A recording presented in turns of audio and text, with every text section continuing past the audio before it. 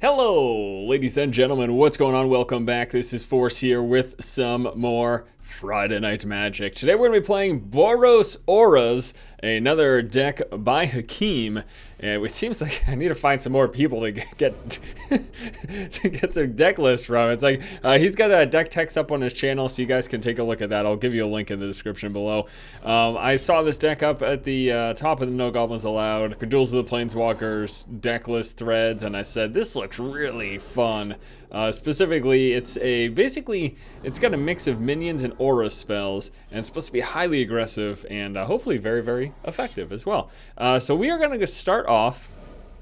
It makes our aura spells cost one less to play. Plus, whenever I cast a spell that targets him, I get a +1/+1 counter on him. So we're going to start off with him, and then this is going to make my Nimbus Wings cost one less.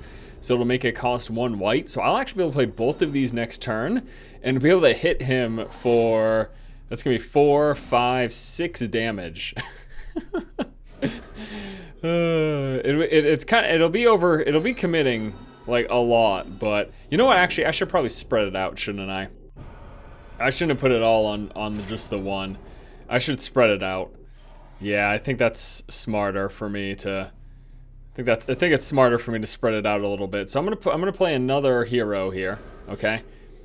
And we're gonna put one of the Nimbus Wings on this guy, and then we'll have the other Nimbus Wing on the other guy. Now my thought process here is that if we put it all on one creature, if he has removal for that creature, we're done. You know, it's just as simple as that. We're done for. So we're gonna hit him for 4 in the air, and next turn we'll be able to hit him for another 4. Now once we get, oh gosh, if we can do this too, that would be ridiculous. If we have 5 mana, we can discard Wrecking Ogre to give one of our creatures +3/+3 and double strike, which actually might be enough to pull a victory. Oh no, that's not good. We're gonna have to Banisher Priest this turn to get rid of that. Yeah, I'm gonna want to Banisher, because I don't want him to have a flying blocker. It's also something that could kill this. Now I could put the other Nimbus Wings on there, but I really don't want to. I honestly really don't want to do that. So we're going to play the Banisher Priest, and we're going to go ahead and get rid of his Attended Knight, which will drop off his attachment as well. That will go in the graveyard. And so even if he gets his Knight back, it won't have flying. And then we're just going to hit him for 4 again in the air. And then next turn, if we draw one more land, we'll be able to kill him by blood rushing the Wrecking Ogre onto our flyer hero here, and that will be 4, 5, 6, 7, 14 damage in the air. So that's fine. Creature tokens get pumped up, really not a huge deal. He's gonna swing me with all of that, which I will just let it go through. No problemo. We'll just take that 6, not a big deal. And I think we might, yes, we win this turn. Wow, okay. So what we are going to do is we are going to Blood Rush the Wrecking Ogre. Okay, well we're going to move into combat phase because I think this is going to work the way I think that we should be all set here.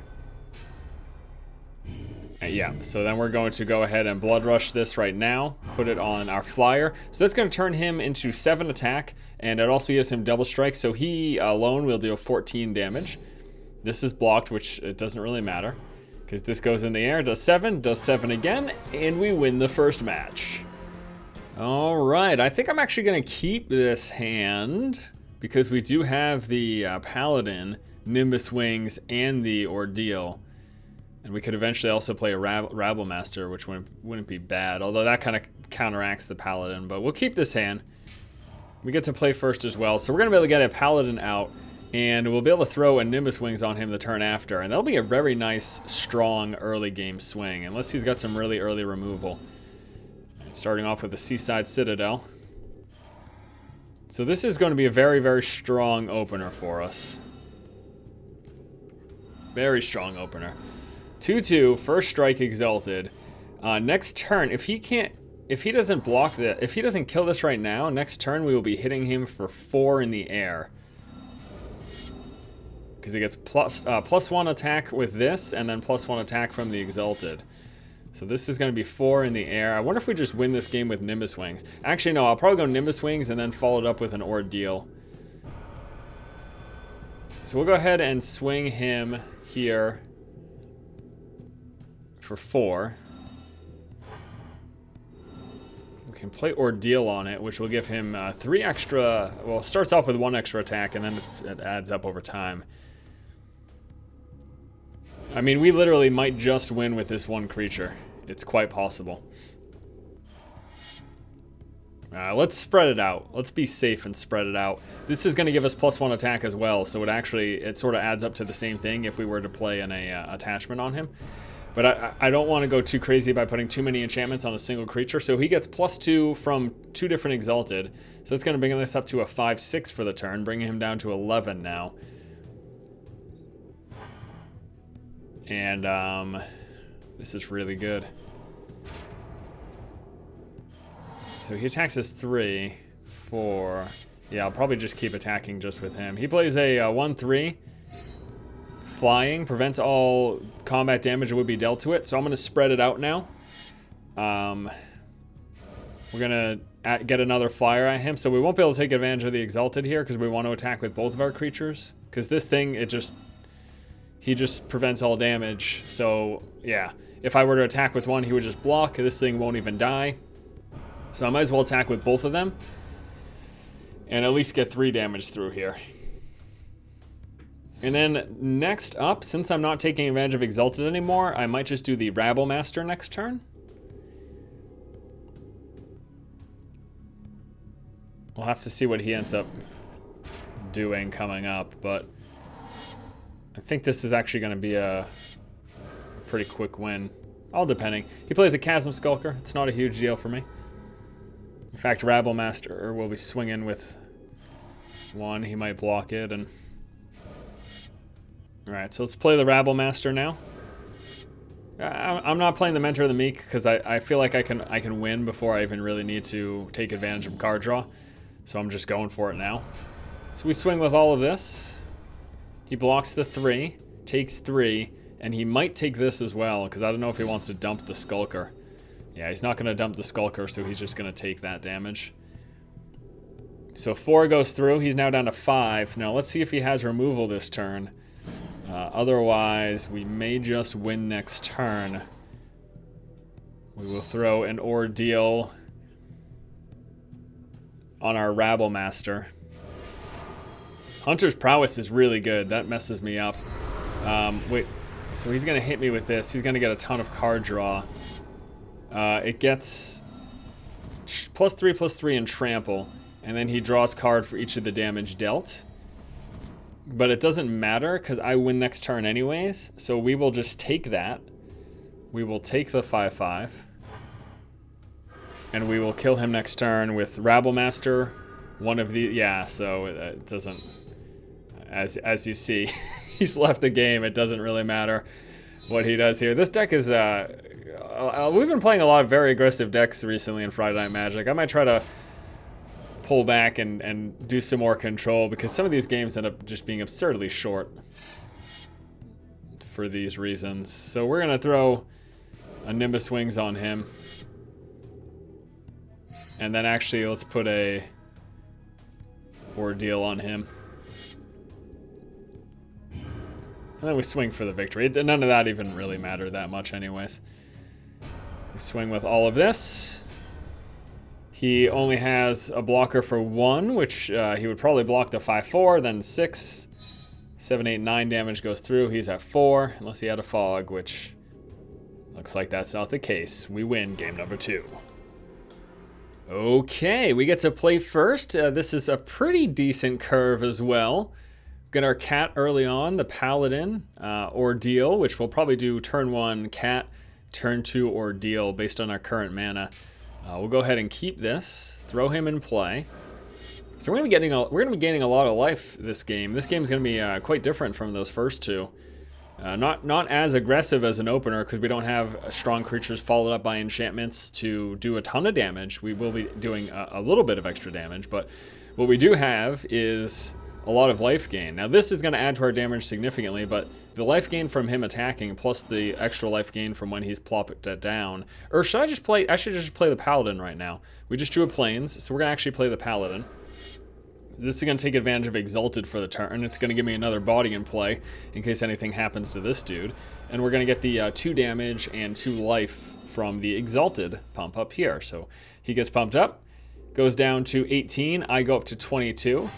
And I love this, I love the life link because the cool thing about it is it's more than just gaining 2 life. It's you get a 4 damage swing basically, or discrepancy between you and your opponent. So you deal 2 damage to them, but then you gain 2 life. That's like, you know, you spread yourselves apart by 4 total. So I guess it's a weird way of describing it, but that's how I always like to think about it, and it makes me like that stuff that much better. Why don't we? This is an interesting turn. So we could Rabble Master right now for this turn. So why don't I do that? We're gonna play the Rabble Master. So we're gonna get 4 damage this turn instead of just 2 if I were to just attack with the cat. So there's 3 plus our Goblin with haste that gets summoned by the Rabble Master. So total of 4 damage. We gain 1 life off of that. And if he plays a blocker next turn, we could Banisher Priest it. And then we'll be hitting for 1, 2, 3, 4 more damage on top of this. It'll be 8 damage total next turn. Let's see what he has. He's gonna play a Drag Down. The creature gets -1/-1 for each. Okay, until end of turn for each basic land type among land types you control. So he got rid of our Rabble Master. Not a huge deal though. Let's go ahead and Nimbus Wings. What do I want to do? Ordeal or Nimbus Wings? Let's put down Ordeal. Let's put down Ordeal on our life gain. Okay. I can do Nimbus Wings next turn if he plays a blocker that's a non-flyer. So we're going to get 5 damage this turn. The Ordeal pumps him up to a 2/2. Then that's 4/5. And we're going to gain 2 life, bringing us up to 25. And then next turn we could play another Ordeal or the Nimbus Wings. Or if we draw a 4th land, we could play both, so long as it wasn't a tap land. There's the Think Twice.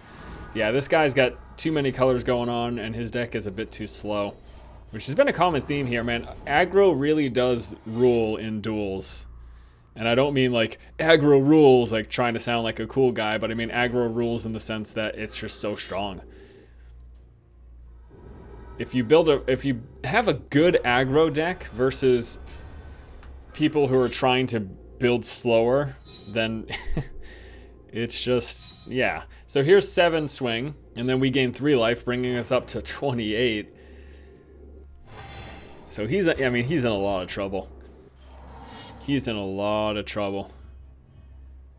Playing a blocker won't save him. He needs to kill a few of our creatures. So there's 1 blocker. That doesn't save him. We can actually just get rid of that. So he can't even block. In fact, 2 blockers won't even save him. And he's been replaced. This is so... Man, oh man. Where are these people coming from? What are they doing? You're running these super slow decks. You're getting rolled over is what's happening. Alright, let's, I'll just put a Nimbus Wings on this guy, and we're going to be swinging for way too much damage here. This is going to be a bit ridiculous. It's going to be 5, 9, 10 damage swing total. Oh, that gets dropped off right away. He keeps the counters, though. Brings us up to 38. We got... AI doesn't even block. He says, screw it. There's no point. All right, 1 more match. I'm hoping for a bit more of a challenge this time. Jeez, matchmaking in this game, no bueno. I guess we'll keep this hand. It's a little land heavy, but we do have the draw off of the Mentor of the Meek, and we've got a turn 1 drop. Plus, our opponent mulliganed down to 6, so I might not get the hotly contested game that I so desire here. He's also running more than 60. You can see he's got 55 cards remaining in his deck right now. Oh no, that's part of his mulligan, never mind. Yeah, no, I think he's good. Okay, so this turn we're gonna play our tap land because we don't have a turn 2 drop anyways. And then we'll be playing likely our Mentor of the Meek, which hopefully won't get countered. And then we can follow it up with a creature, any creature we draw into, or possibly the Banisher Priest to get some card draw. And even though it might not be an ideal, if he's got an early target for Banisher Priest, even if it's not ideal, I might still hit it. Actually, no, we can play the cat dude too. So let's hit him for 1. And right now I'm just going to hope that our Mentor doesn't get countered, because I'd like to start taking advantage of the card draw. We haven't gotten to do that in any of these games. I love Mentor of the Meek. It's so awesome in the right decks. And this is a great deck for it, because the creatures are low, but the deck is also spread enough. It's not all creatures, so there are things that you want to dig into, you know what I mean? So pre-combat, I am going to play this, because I want to, before I attack with this, in case he has something to get rid of it, I want to make sure we get to take advantage of the card draw. Yes, okay, thank you.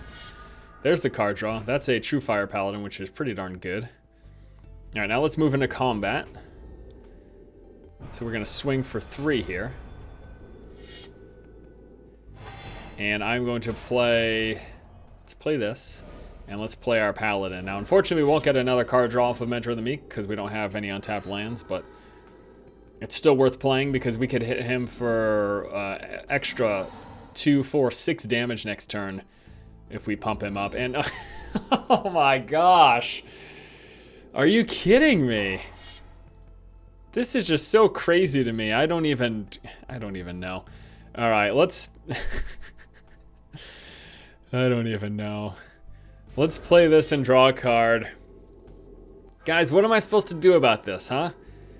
I'm trying to make the best games for you to see, but there's people, I don't know, people are just running bad decks, and just all sorts of stuff's happening. People leave the games too early. This is, I guess this is evidence that we need some better matchmaking here.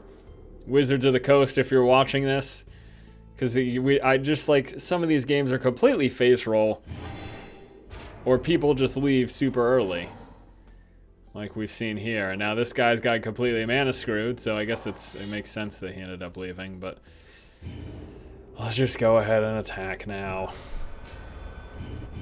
Pump this up twice. Okay, there you go. Alright, we gotta do one more game now, because it's been a complete joke so far.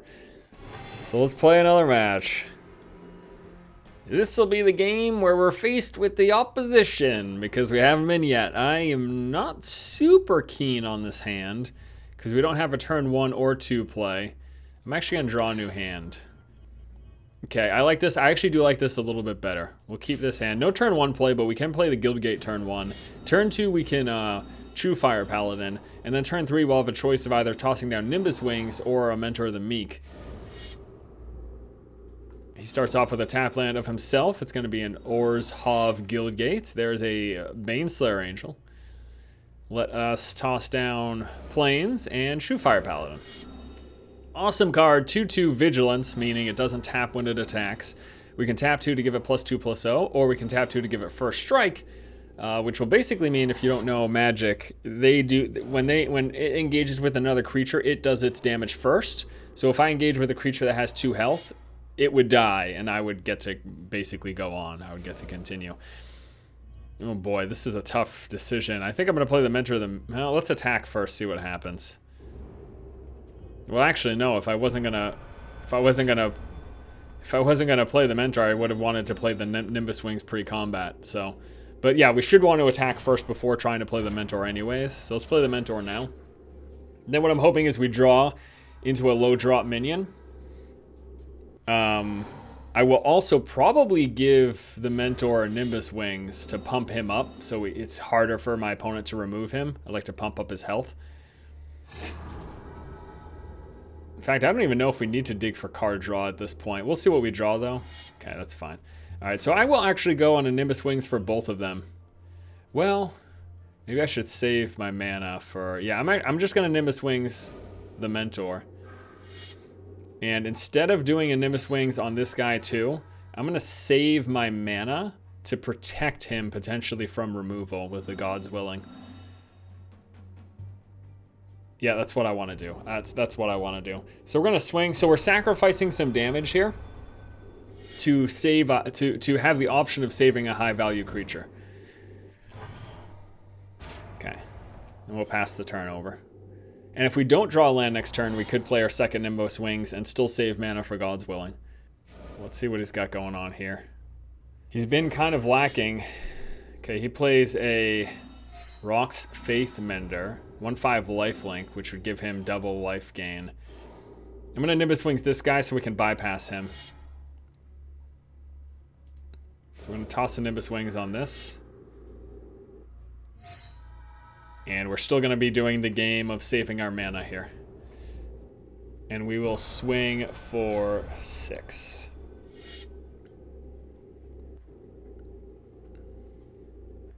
So that's 6 in the air. Pass the turn. Boy. He swings for 1. This turns into 2. I'm gonna block this. Why take the damage? Yeah, there's no reason to take the damage.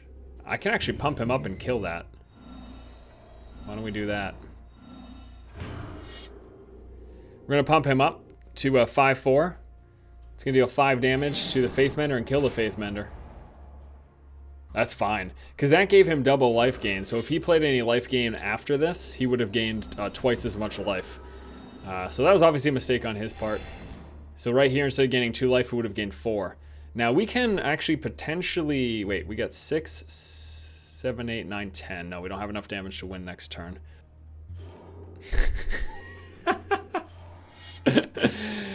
The day people left the game. Well, I don't know what to say, guys. I don't know what to say.